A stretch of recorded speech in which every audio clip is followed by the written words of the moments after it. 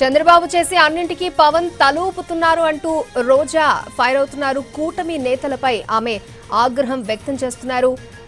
హోంమంత్రివా యాంకర్వా అంటూ కూడా deputy CM Pawan Kalyan question చేస్తున్నారు. మెడికల్ కాలేజీ పరిశీలనకు నాతో వస్తారా అంటూ ఆవిడ ఛాలెంజ్ చేయడం జరుగుతుంది. పిఠాపురంలో రైతులకు యూరియా దొరక్కపోయినా పట్టించుకోవడం లేదంటూ కూడా ఆమె విమర్శిస్తున్నారు. మంత్రి పదవులు కాపాడుకోవడం కోసం దిగజారుతున్నారంటూ కూటమి నేతలపై మాజీ మంత్రి రోజా ఫైర్ అయ్యారు. ఈ నీతిమాలిన ప్లాన్లు, నీతిమాలిన రాజకీయాలు, వీళ్ళ దోపిడీ కోసం మెడికల్ కాలేజీల్ని అంటే లక్షల కోట్లు విలువ చేస్తాయి భవిష్యత్తులో.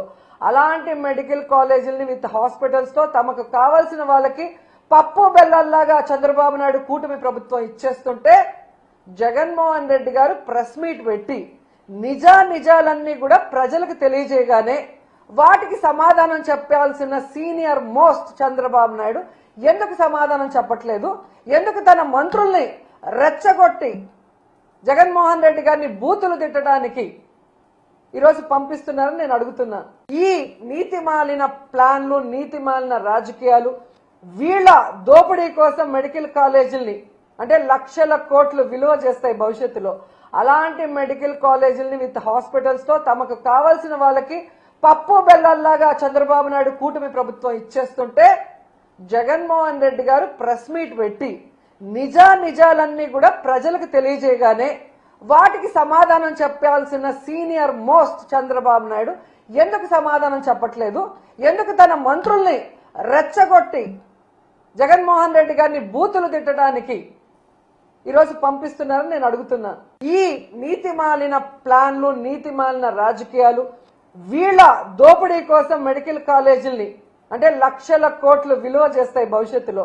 అలాంటి మెడికల్ కాలేజీల్ని విత్ హాస్పిటల్స్ తో తమకు కావాల్సిన వాళ్ళకి పప్పు బెల్లల్లాగా చంద్రబాబు నాయుడు కూటమి ప్రభుత్వం ఇచ్చేస్తుంటే జగన్మోహన్ రెడ్డి గారు ప్రెస్ మీట్ పెట్టి నిజాలన్నీ కూడా ప్రజలకు తెలియజేయగానే వాటికి సమాధానం చెప్పాల్సిన సీనియర్ మోస్ట్ చంద్రబాబు నాయుడు ఎందుకు సమాధానం చెప్పట్లేదు?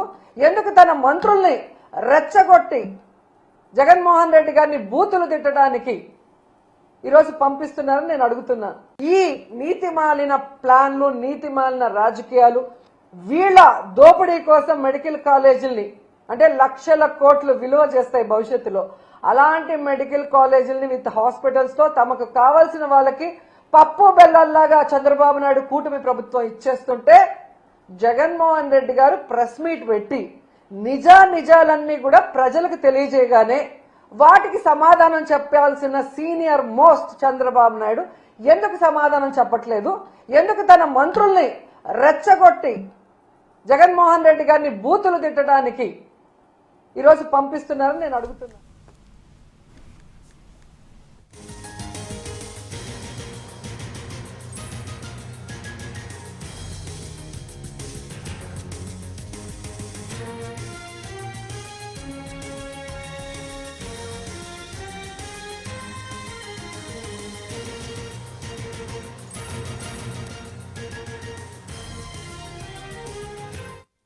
అమరావతి భూముల్ని అమ్మకం పెట్టేశారు, వైజాగ్ భూముల్ని అమ్మకం పెట్టేశారు, టూరిజం హోటళ్ల అమ్మకానికి, రోడ్ల అమ్మకానికి పెట్టేశారు, ఆఖరికి మెడికల్ కాలేజీలను కూడా అమ్మకానికి పెట్టేశారంటే వీళ్ళు ఎంత దిగజారిపోయారో ఒకసారి అర్థం చేసుకోండి. నాకు సీనియారిటీ ఉంది, విజన్ ఉంది, నేను సంపద సృష్టిస్తా అన్నాడు. రాష్ట్ర సంపదని దోచుకుంటూ సొంత సంపద సృష్టించుకుంటున్నారు తప్ప ఈరోజు మీరు ఎక్కడ రాష్ట్ర ప్రజల కోసం సంపద సృష్టిస్తున్నారు? ప్రభుత్వం మీ చేతిలో ఉంది, ఏమైనా చేయొచ్చని మీ ఇష్టానికి చేస్తున్నారు తప్ప ప్రజలకు ఉపయోగపడే ఒక కార్యక్రమమైనా చేస్తున్నారా? ఇవన్నీ అమ్మాల్సిన అవసరం ఎందుకు వచ్చింది?